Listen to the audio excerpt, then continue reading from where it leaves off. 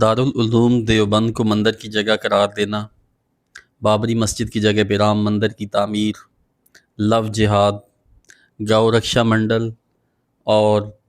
گائے کی توہین کے قوانین، وندے ماترم کے توہین کے قوانین، ہندوتوا کی حکومت کا قیام 2014 کے اندر باقاعدہ نریندر داس مودی کا ہندوستان کے وزیر اعظم کے طور پر ہندوتوا کے فلسفے کو عملی طور پر اسٹیٹ پاور کے ساتھ امپلیمنٹ کرنے کا ایجنڈا، بنگال سے ACCR کے نام پر مسلمانوں کو نکالا جانا، تاریخی مساجد کو مندر قرار دینا جیسے اقدامات جو کہ ہم تاریخی طور پر سمجھنے کی کوشش کریں گے تو ان تمام ہندوتوا کے فلسفے پر مبنی اقدامات کو سمجھنے کے لیے ہمیں ہندو مذہبی روایات اور ہندوتوا کے فلسفے کے درمیان موجود فرق کو تاریخی شعور کے ساتھ سمجھنا ہوگا۔ برٹش امپائر کے قیام کے بعد، جیسا کہ ہم پچھلی ویڈیو میں یہ ذکر کر چکے ہیں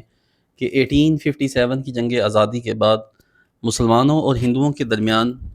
ایک قومی شناخت کا بحران پیدا ہوا، اور اس قومی شناخت کی بنیاد پر ان دونوں اقوام نے، جو کہ ہزاروں سال سے اکٹھے رہ رہے تھے، صدیوں سے انہوں نے مل کر ہندوستان پہ حکومت کی تھی، تو یہ قومی تصورات ہندوستان کے مسلمانوں، ہندوؤں اور دوسری اقوام کے درمیان 1857 میں برٹش امپائر کے اقتدار میں آنے کے بعد ہندوستان میں رونما ہونا شروع ہوئے۔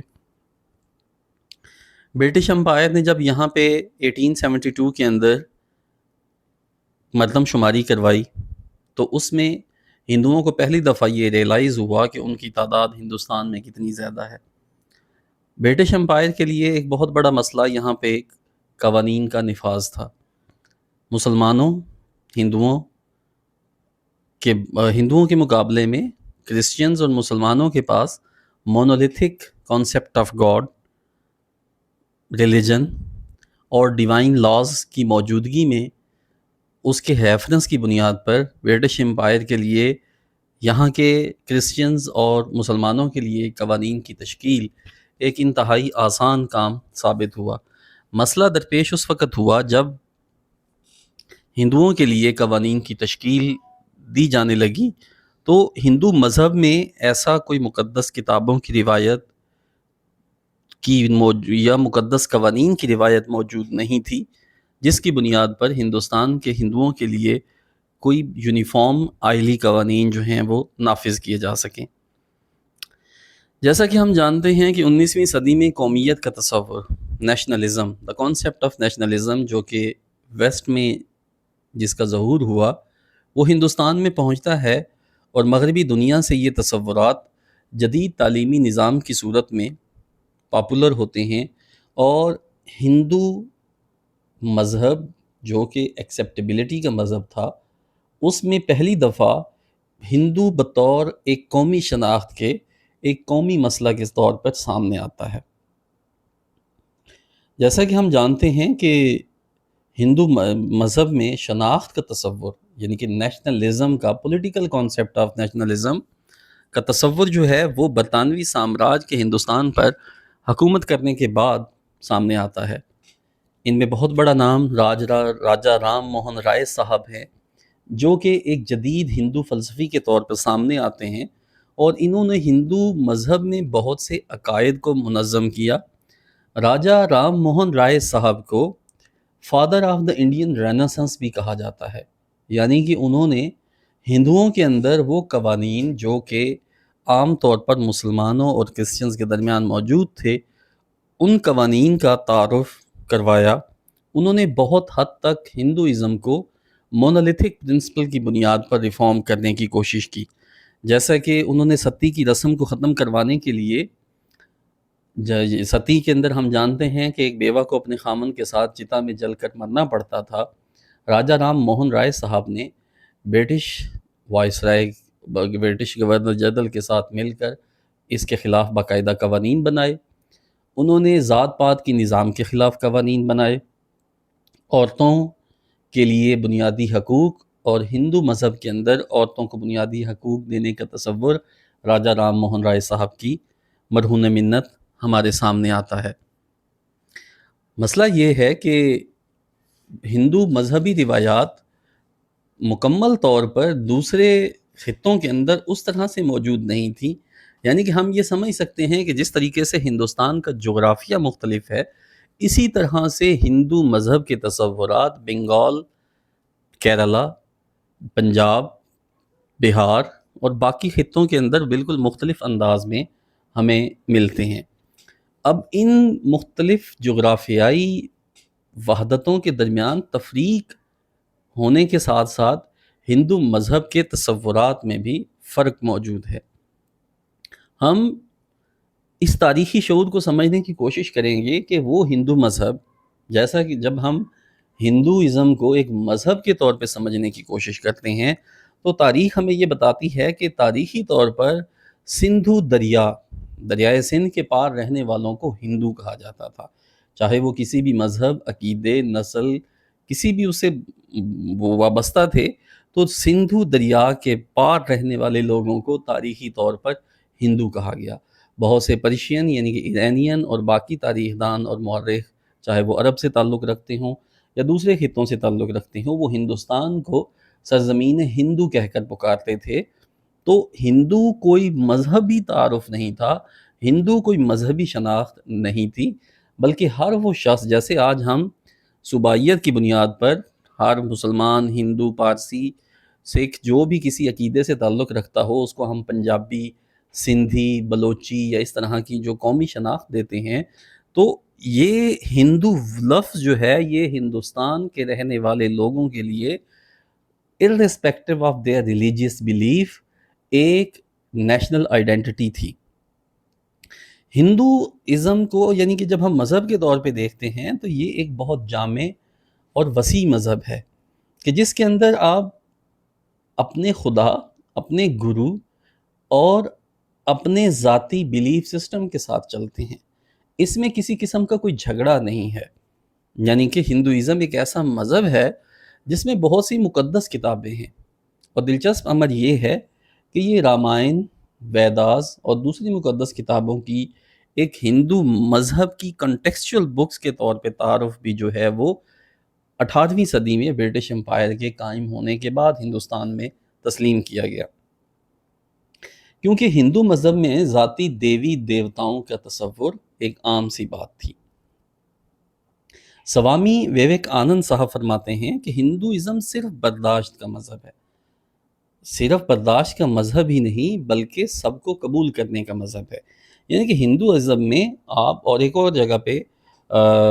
سوامی ویویک آنند صاحب فرماتے ہیں کہ جیسے ہندوستان کے تمام دریا بہتے ہوئے ایک سمندر میں جا گرتے ہیں، اسی طرح ہندو مذہب اور دوسرے مذاہب جو ہیں وہ سچائی کا ایک ہی راستہ ہیں، اور یہ تمام مل کر ایک ہی حقیقی سچائی تک پہنچتے ہیں۔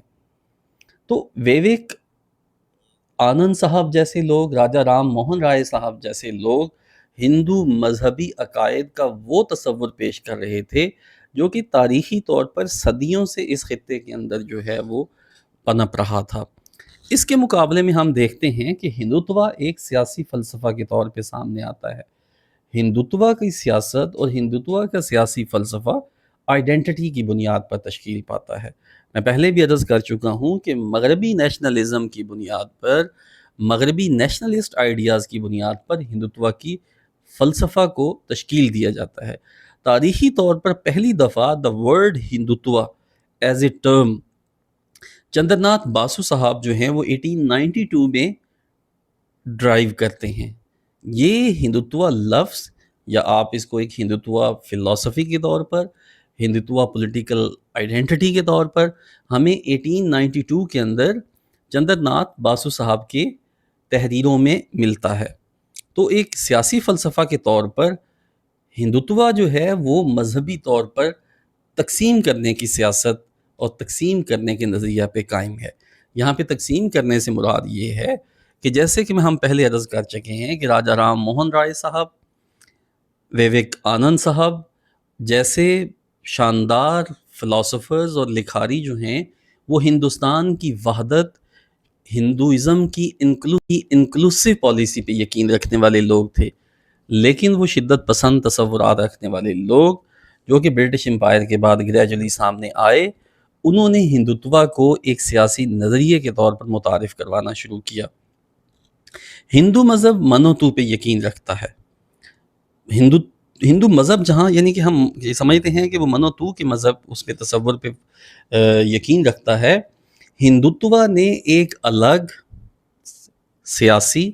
مذہبی، سماجی، کلچرل شناخت جو ہے وہ لفظ ہندو اور ہر وہ شخص جو ہندو دیوی دیوتاؤں پر یقین رکھتا ہے ان کو انہوں نے ایکسکلوسیو پالیسی کی بنیاد پر لے کے چلنے کی کوشش کی۔ تو ہم کہہ سکتے ہیں کہ ہندو مذہب ایک انکلوسیو ہے، وہ سب کو شامل کرتا ہے۔ ہندوتوا کا فلسفہ جو ہے وہ ایکسکلوسیو ہے، وہ کرسچنز اور دوسرے مذاہب اور دوسرے لوگوں کے ماننے والوں کو ہندو مذہب سے بالکل الگ طور پر دیکھتے ہیں۔ اور اس حوالے سے، ہندوتوا کے حوالے سے، ہمیں بہت زیادہ کام جو فلسفیانہ طور پر جس نے شخصیت نے یہ قائم کیا وہ تھے ویر ساورکر۔ ویر ساورکر نے ہندو ازم کو ایک ریس کے طور پہ دیکھا۔ تاریخی طور پر یہ بتایا جاتا ہے کہ بیسیکلی ویر ساورکر جو ہیں وہ ہٹلر، مسولینی اور مغرب کے ریسسٹ آئیڈیاز سے بہت زیادہ متاثر تھے۔ اسی زمانے میں ہم دیکھتے ہیں کہ آر ایس ایس کا قیام سامنے آتا ہے، اور اس ہندو راشٹر کا قیام، آر ایس ایس کا مقصد اگر جب ہم اس کے آبجیکٹیوز میں جاتے ہیں تو وہ بنیادی طور پر ہندوستان کے اندر ہندو راشٹر یعنی کہ ہندوؤں کی حکومت، ہندوؤں کے لیے قوانین اور ہندوؤں کے لیے ہی ساری سہولیات پر یقین رکھنے کا فلسفہ جو ہے وہ سامنے لے کے آتے ہیں۔ تو اب یہ جو 1872 کی مردم شماری تھی جو کہ برٹش امپائر اور ایسٹ انڈیا کمپنی اور باقی جو مغربی نظام کے تحت یہاں پہ کاؤنٹ کرنے کی کوشش کی گئی، انہوں نے ہندوؤں کو تعداد کی بنیاد پر، یعنی کہ اب وہ ہندوستان کو اون اس بنیاد پہ نہیں کر رہے تھے کہ وہ ہزاروں سال سے ایک ہی مٹی کے باشندے تھے، بلکہ اب مذہبی شناخت کی بنیاد پر اس کو ایک ریس کی طرح لے کر انہوں نے اپنی تعداد کی بنیاد پر یہ نعرہ لگایا کہ ہندوتوا جو ہے وہ ایک ایسا فلسفہ ہے جو کہ دنیا پر اور ہندوستان پر بالخصوص جو ہے وہ حکومت کر کے، اور اس زمانے میں ویر ساورکر جیسے لوگوں نے یہ کہا کہ ہم ملینیل آف سلیوری جو ہے اس کو لے کے وہ ختم کرنا چاہتے ہیں۔ اور ویر ساورکر نے ایک کتاب لکھی ایسینشل آف ہندوازم، اور اس 1923 کے اندر یہ بک جو ہے وہ فنڈامنٹل پرنسپلز جو ہے وہ ہمارے سامنے لے کے آتی ہے۔ تو ویر ساورکر نے جو ہے وہ ہندوتوا کے فلسفے کو پروپیگیٹ کرنے میں اور ٹرمینالوجی کریٹ کرنے میں جو ہے وہ سامنے لے کے آتے ہیں، اور ہم دیکھتے ہیں کہ یہ ہندوتوا کا فلسفہ جو ہے وہ گریجولی ہندوستان کے اندر جو ہے وہ پھیلنے لگ جاتا ہے۔ اس کے مقابلے میں جب ہم ہندو مذہب کو لے کے چلتے ہیں تو ہمیں وہاں پہ سناتن دھرم کے فنڈامنٹل پرنسپلز نظر آتے ہیں۔ سناتن دھرم دراصل ایک طرز زندگی کا نام ہے۔ سناتن دھرم کے جو بنیادی اصول ہیں وہ کسی بھی انسان کے لیے irrespective آف his اور ہر ریلیجیس بلیف، سناتن دھرم جو ہے وہ زندگی گزارنے کا ایک بہترین اصول مہیا کرتا ہے۔ لیکن ہندوتوا کا فلسفہ جو ہے وہ سناتن دھرم کے تصورات کو مخصوص کر دیتا ہے صرف ہندو لوگوں کو ماننے کے لیے۔ ڈاکٹر ششی تھرور صاحب اپنی کتاب وائی آئی ایم ہندو میں لکھتے ہیں کہ تاریخ اور ہندوستان کی تاریخ میں ہزاروں سال کی تاریخ کے اندر اور تہذیب کے اندر تقریباً 330 ملین 330 ملینز گاڈز کریٹ کیے گئے ہیں۔ اور آپ ڈاکٹر ششی تھرور یہ لکھتے ہیں اپنی اسی کتاب وائی آئی ایم ہندو کے اندر کہ آپ ان 330 ملین خداؤں میں سے کسی بھی ایک خدا کو مان کر ہندو ہو سکتے ہیں۔ تو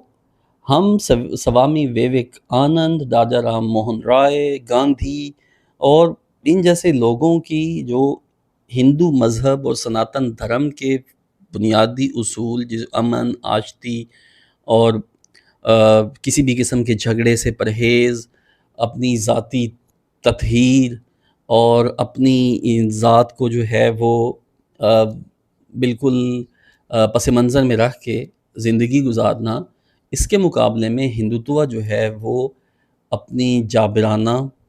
بلکہ فاشسٹ قسم کے نظریات سے ہندوستان کو لے کے چلنے کی کوشش کر رہی ہے، بلکہ یہاں تک کہ سوامی وویک آنند اور گاندھی صاحب نے یہ کہا کہ ہندوازم کا عروج جو ہے وہ بدھ مت ہے، یعنی کہ آپ بدھ مت کے فنڈامنٹل پرنسپلز کے اوپر آ کے آپ ان کو جو ہے وہ لے کے چل سکتے ہیں۔ ہم یہ دیکھتے ہیں کہ 2014 سے آن ورڈ جب نریندر داس مودی کی حکومت قائم ہوتی ہے تو اس حکومت کے قیام کے بعد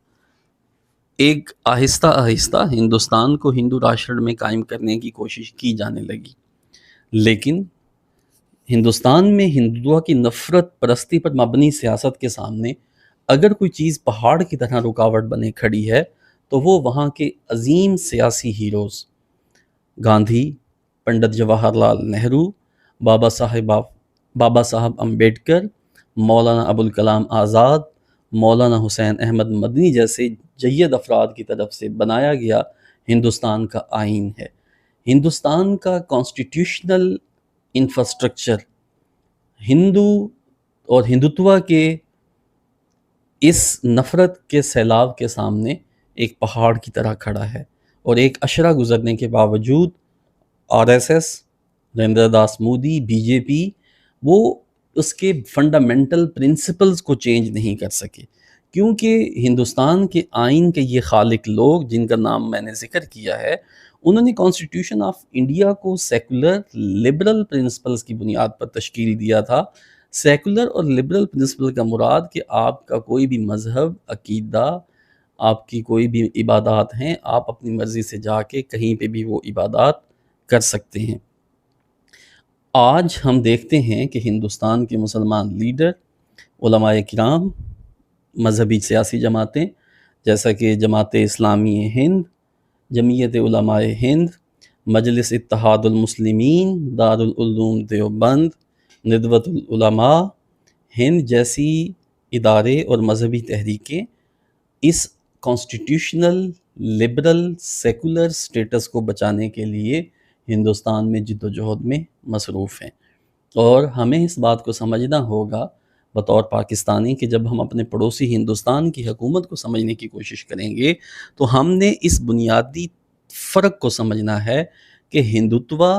ہندو مذہب کا نمائندہ فلسفہ نہیں ہے، ہندو مذہب کی روایات بالکل مختلف ہیں، اس کے مقابلے میں ہندوتوا کا فلسفہ جو کہ نفرت اور فاشسٹ نظریات پر مبنی ہے وہ ایک بالکل مختلف نظام ہے۔ اور خوشائند بات یہ ہے کہ کانسٹیٹیوشن آف پاکستان اور کانسٹیٹیوشن آف انڈیا کی جو سیاسی جماعتیں، ہندوستان کی عوام، جیسا کہ ابھی ہم نے دیکھا کہ کاکروچ انڈیا پارٹی سی جے پی نے جس طریقے سے مقاصد کی بنیاد پر جد و جہد کی ہے، انہوں نے مذہب پر مبنی نفرت کو پیچھے پھینک کر رکھ دیا ہے، اور وہ دوبارہ ہندوستان کو ترقی کی اس راستے پر لے کے چلنے کی خواہش رکھتے ہیں جو کہ ہم سمجھتے ہیں کہ پاکستان کے لیے، ساؤتھ ایشیا کے لیے، خطے کے لیے ایک بہت خوشایند اور پر امید تصور اور خیال ہے۔